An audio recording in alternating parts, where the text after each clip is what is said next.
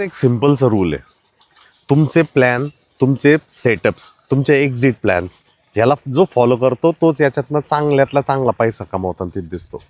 But majority of लोकांकडनं problem काय होतो की ते त्या भावनेत जे आहे ना इमोशनली वीक असतात आणि प्लॅनला ते विसरून जातात किंवा लॉस तिथं दिसतोय म्हणून ते थांबतात आणि तिथंच एक मेजर चूक तिथं ठरते आणि पूर्ण कॅपिटल जे आहे ना ते डाऊन आपल्याला तिथं होताना तिथं दिसते. म्हणून जेव्हा केव्हा मार्केट्समध्ये ह्या गोष्टी आपल्याला तिथं होताना तिथं दिसत आहेत, एक सिम्पलची गोष्ट लक्षात ठेवा की बाबा मी माझ्या प्लॅनला व्यवस्थितरित्या फॉलो करू शकेल का.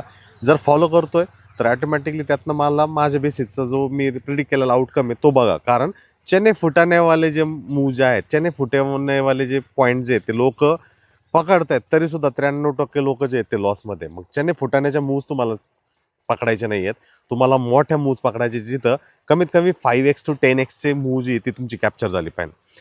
तो सेटअप होईपर्यंत तुम्हाला शांत बसणं सगळ्यात महत्त्वाचं आहे. कारण जोपर्यंत तुम्ही शांत बसणार नाही तोपर्यंत तिथनं तुम्हाला काही आउटकम भेटणार नाही. पटलं तर बघा.